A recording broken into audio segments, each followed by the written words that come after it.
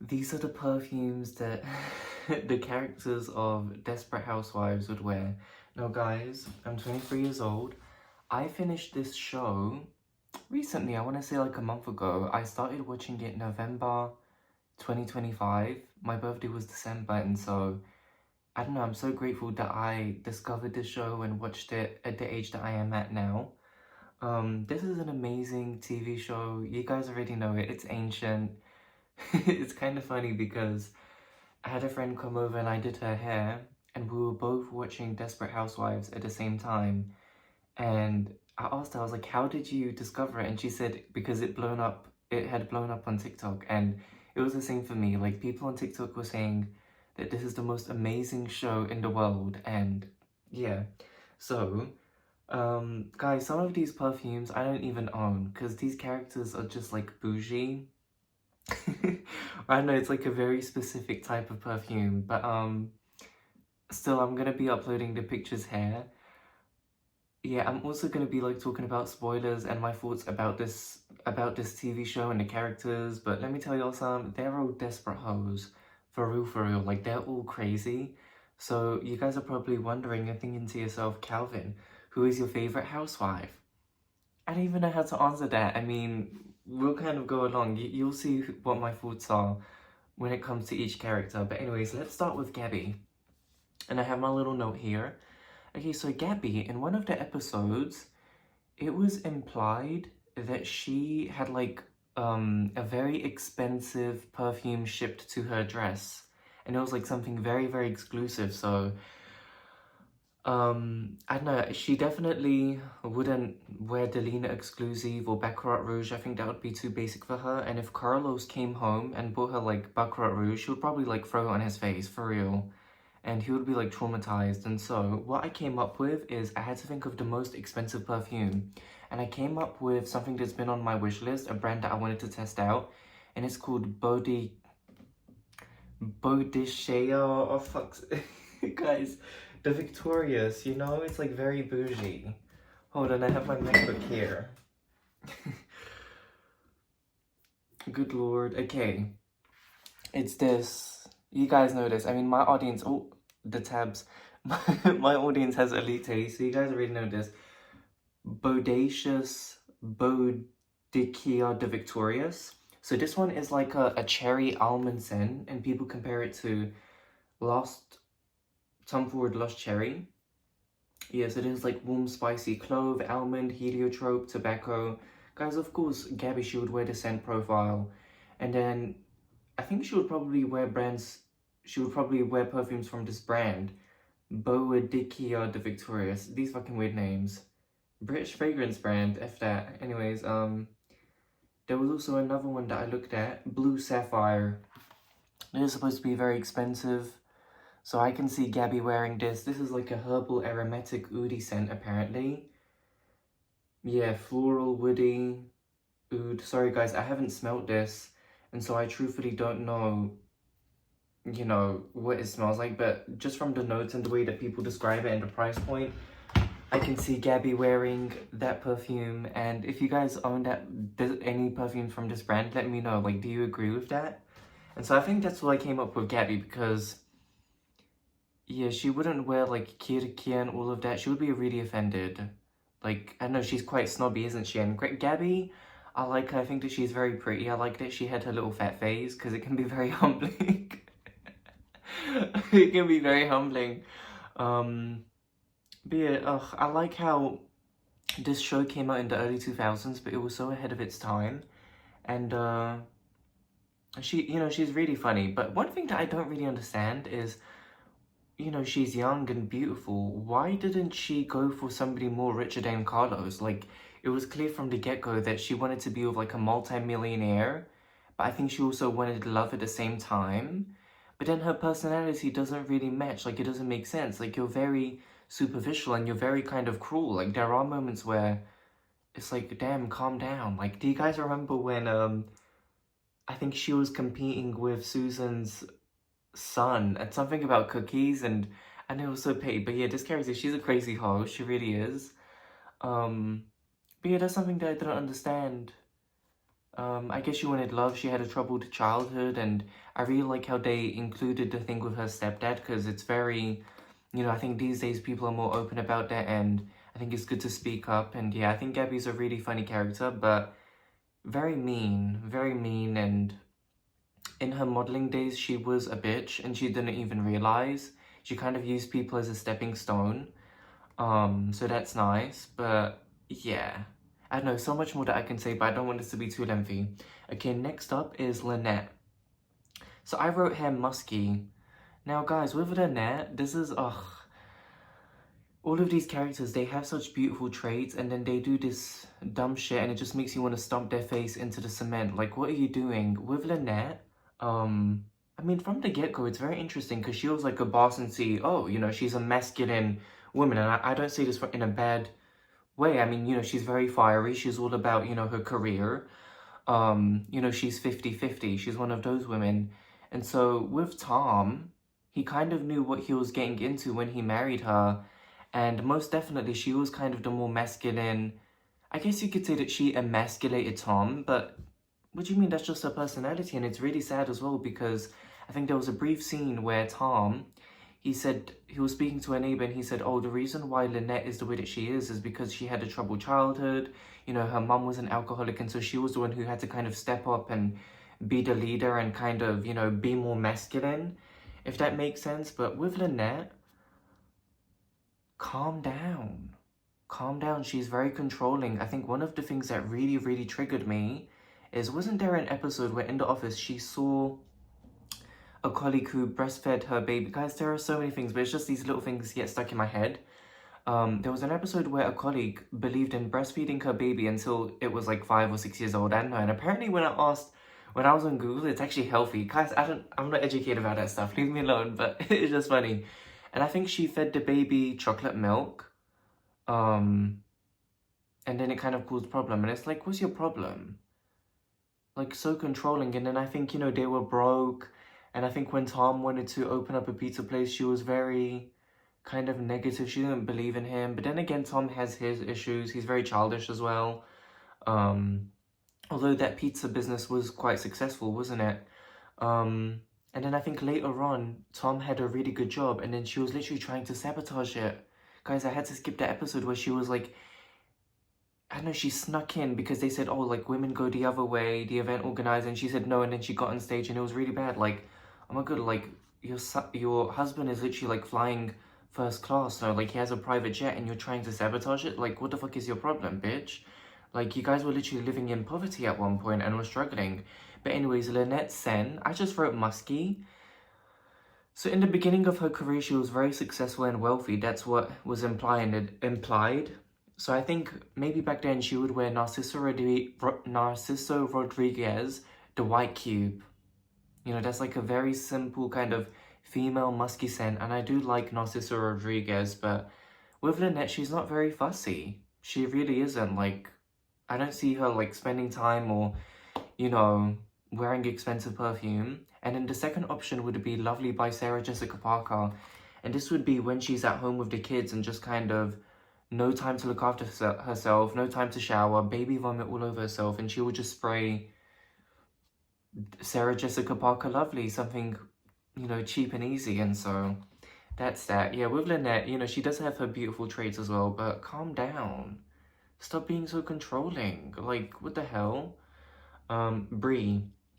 Now with Brie, she's also a crazy hoe. Oh my god, the amount of profanity that I use. I'm so sorry, guys, because I know that my audience is American, and you guys are all proper. But, yeah, with Brie, oh my gosh, I forgot. I need to bring out the decant. Okay, with Brie, she's all about a sophisticated sense, so she wouldn't believe in gourmands. She's very proper, so she would wear Estée Lauder knowing. She would wear super flossy, kind of intimidating type of scents. The scent profiles that I don't really like. Okay, so I wrote down here Chanel No. 5, and she would probably have Chanel No. 5 in all of its formats. Like, doesn't it come in like a body lotion and all types of versions? I don't know, I saw someone like dabbing it into their skin. I don't know, like maybe even as a shampoo and conditioner. So she would wear Chanel No. 5. She would also wear Cartier La Panthère. This is a very You know, it's nice. It's not my type of scent, but it's very kind of, for me, this pushes people away. It's more of a status perfume. Do you guys remember when I had a bottle of this and I actually gave it away to my sister? I just kept this for video sake and to see if maybe one day my taste will change. But yeah, I can definitely see Brie wearing this. I know it's kind of almost aldehydes, dried fruits. I forget what this is, but another thing that I wanted to mention is Coromandel. Coromandel Chanel. That is a very expensive perfume. Beautiful white bottle, I think. I think the notes for that one was like white chocolate. It was very interesting. And when I smelled it, I've tested it on paper quite a few times actually. And I don't know, I can tell that it's a beautiful perfume. I just need time to kind of befriend it. I don't own a bottle of it, but I would love a decant or a travel size of it. I think it would be interesting. But yeah, Coromandel, Chanel number 5, and Cartier La Pantre. That's the vibe that she gives me. And Estée Lauder Knowing, so more intimidating, you know? Brie, with Brie, it's very interesting. Because in one of the very first episodes, she talks about the reason why she has OCD is because she had to clean her mom's blood off the floor. And I mentioned this to my friend, and for some reason, it was never ever addressed. Like, they kind of left it as a cliffhanger, and yeah, it's bizarre. Does anybody remember that? What else can I say about her? Brie, she's very controlling, isn't she? I like her in the later episodes when she became a bit more chill, and she had a little hookup thing, and yeah, it's very hilarious. I like how she cooks all the time, but you know, it's all a facade, and I like the moment where she was very vulnerable, and you know, she had to attend the meetings because she was an alcoholic. And yeah, very interesting character.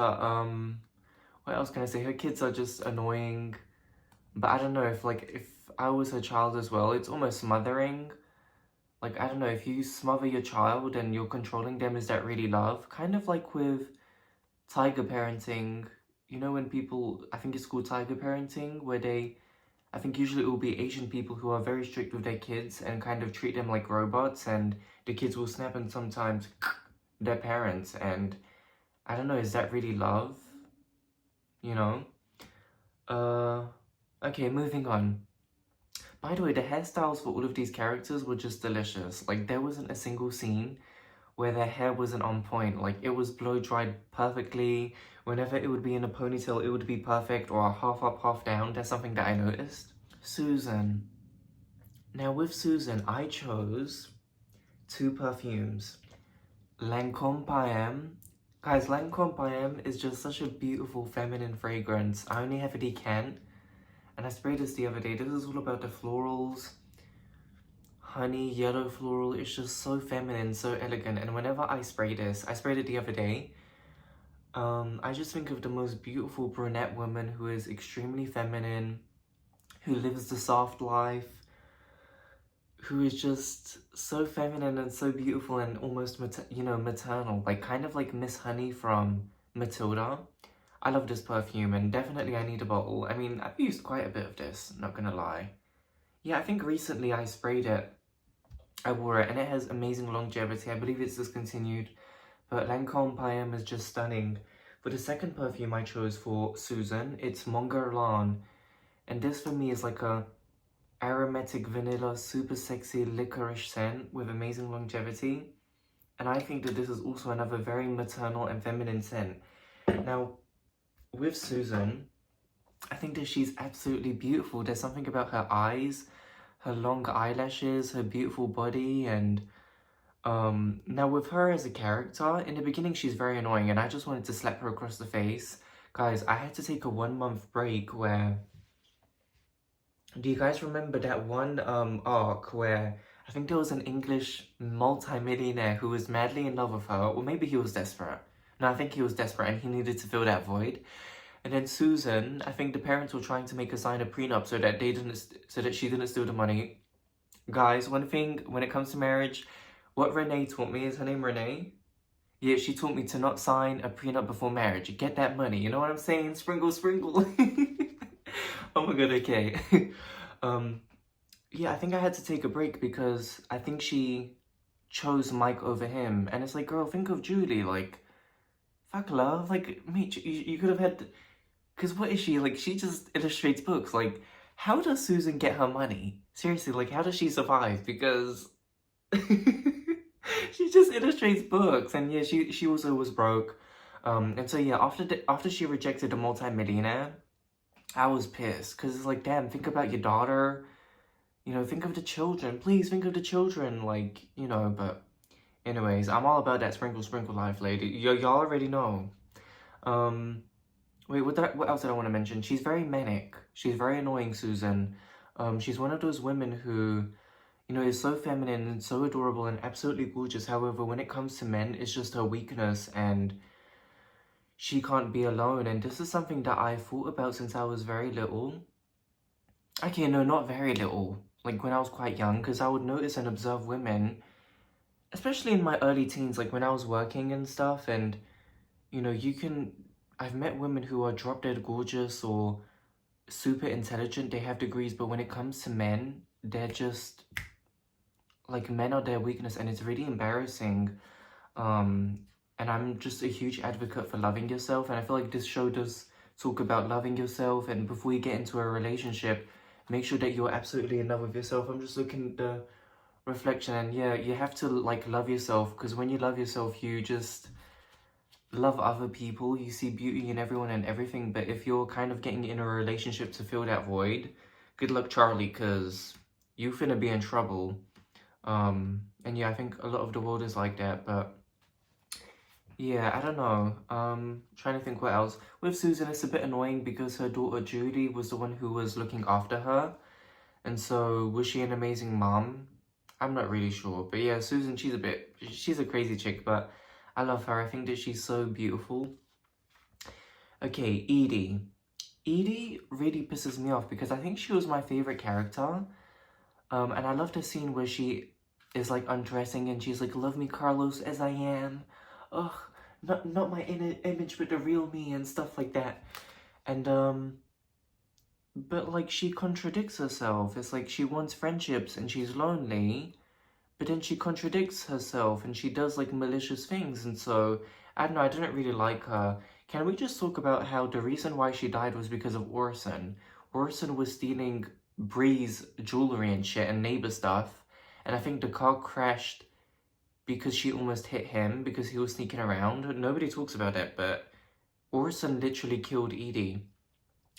Yeah, the perfume that Edie would wear, she would wear Gucci Rush for obvious reason. I mean, Gucci Rush is known for being a perfume, and I think Rush is meant to mean the drug, like, you know, Rush. I mean, I ain't about that life, but yeah, it's like a plasticky, peachy. Don't you think Edie looks Eastern European? She looks Russian to me, and so Gucci Rush just really makes sense. Another perfume I would like to add is Dior Addict. Now, I didn't choose Addict in the name for, like, on purpose, but I don't know, Dior Addict is just like a mysterious, sexy type of, you know, spicy chai, vanilla. I'm sorry, guys, I get chai. Cardamom, cloves. I don't know, it's very, you know, quite sexy and alluring. And yeah, Edie has that, you know, she has that vibe. And yeah, I think that's all I have to say about Edie. Yeah, no, she just kind of contradicted herself, and she too was a bit desperate, wasn't she? Desperate for friends, but then she would kind of contradict. And so guys, okay, just two more. Oh my god, I've been talking so much. Catherine, I'm not including. I didn't like her, and I didn't think that there was any reason to add her into the TV show. She was also, like, just very unattractive, man-obsessed. She was obsessed with Mike, and I think wanted to, like, kill herself because of Mike. So I don't know, I don't like the character at all, so out. Mary Ellis. Now, guys, Mary Ellis is such a sweet character. One of my favorite episodes is when the old man, I think he was the handyman for the entire area. That was a very beautiful episode. I think he wanted to go to Hawaii or like go on a holiday. That was his goal, but he didn't even get to go because he died while working. And I think the message for that episode was, when you notice someone's in trouble or kind of mentally not in a well place, speak to them and be there for them. And it's so tricky, right? But yeah, the perfume that I chose for Mary Alice, I chose Cacharel Noir. Now, Casual Noir is a stunning, amazing scent. I don't have it. I wish I could own it, but the scent, an op wears it, and so that's why I don't own it. But it is a very gorgeous scent. I think that Mary Alice was such an innocent and sweet character. You know, very feminine and very genuine, had a very big heart. Oh my gosh, I don't know, I think she was truly just such a sweet character, with beautiful eyes, and I loved her voice, and yeah, very tragic, but you know, Cacharel Noir, I kind of feel like it's a very maternal and feminine scent, and I've always imagined a woman in like silky sheets and just, it's a clean, musky, but it has that beautiful coffee base. And Cacharel Noir, I remember before I bought it, sorry, before I was a perfume maniac, I remember 2019, I was 16 years old and I went into a shop called Super Drugs, and it's basically like a drugstore, I don't know, something like that, you know? And they sell perfumes, and I remember asking the lady to spray it on paper because I was gonna buy it and send it off to the person as a gift, and I did. And I remember I kept that paper and kept it in my wallet, and guys, it projected and lasted for months. Not even kidding, like for 6 months or more. Like maybe that bottle was like very well marinated, but yeah, I still can smell it. Like that is a very gorgeous scent. You guys know Cacharel Noir. You guys know that one. Final one is Renee. Now Renee, I really like this character. I think that she's very beautiful. I'm very glad that they added her in. She's kind of, what I like about her is she knows, no, I like how she's very bougie and she's like a multi-millionaire. Like with her previous marriage, because of the divorce, I think she got millions from it. And so, you know, she's a dama, she's a madam. Wait, hold on, no. She's, you know, she's a woman. I don't know how to say it properly. I like her outfits. I love her beautiful eyes. I like that she's biracial. I think she's the only black, you know, I like me some spice. You know what I'm saying? So it was nice that they added her in. The perfumes I chose for her was difficult. She's very rich, but I think she's chill. She's not a snob. Like, she wouldn't wear dusty, crusty niche perfumes. She would be open to the cheapies and, you know, the designer perfumes. Kayali Sweet Diamond Pink Pepper. This is Saffron Vanilla Ultra Sexy. Oh my fuckity. Oh my god. This is amazing. I need 750 more bottles of this. I don't know if it's discontinued, but this is royalty. It's like Arab Queen. And so this is definitely her scent. Oh wait, I didn't even mean to. Okay, Kayali Utopia Vanilla Cocoa.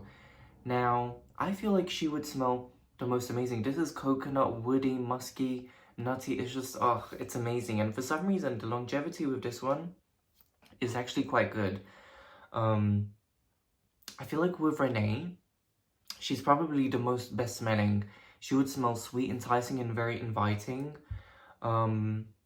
And I think that she would smell amazing in all aspects, you know, with her hair, the conditioner she uses, the shampoo, the body oil, body butters, you know, I'm sure she has her whole routine.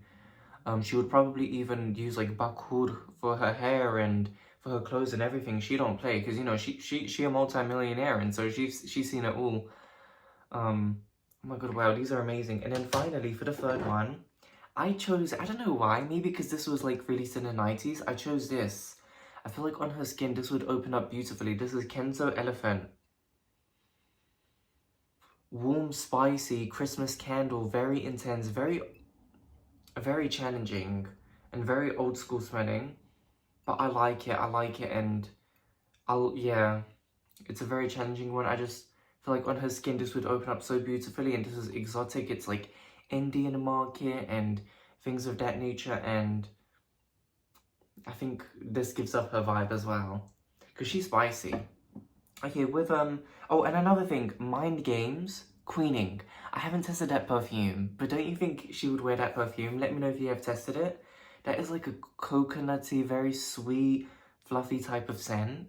So yeah, that I wanted to add as well. Now with Renee, I really like her. She's not cruel, she's not a bitch. I think she's went through a lot in life as well. Her only issue is men. I don't really like the ending, because, guys, this multi-millionaire woman kind of got involved with a Dusty.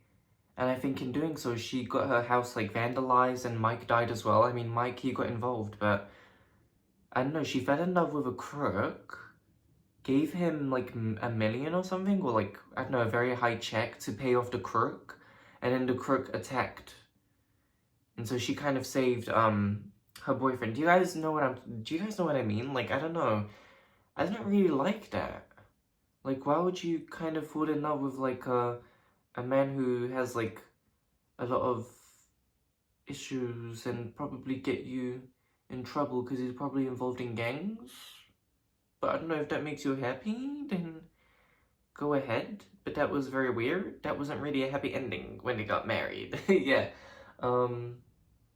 And yeah, that's what I want to say. But I like how bougie she was, and yeah. I don't know, I guess that's all I can say about Renee. I don't know, I really like this character. And yeah, she's just very sassy. And I like how she said, you know, when you're getting married, just make sure that you don't sign a prenup. Oh my gosh, okay guys. Yeah, thank you so much for watching this video. Let me know what you think about this show. And yeah, like, do you agree with this list? Was this video fun? If you watched this till the end, put a white heart. Like, I'm just very curious if anybody watches this till the end. But yeah, I think that's all I'm gonna say. This show is really amazing. I'm glad that I watched it at the age I did. And there's so many beautiful messages, and the messages that I kind of picked up was to live in the now. Be grateful for everybody in your life. Your life can switch like that, so just be humble, be grateful, and, you know, live in the now. Think positive, and yeah. Thank you guys so much for watching this video. Have a nice day, evening, whenever you are watching this. Peace, y'all.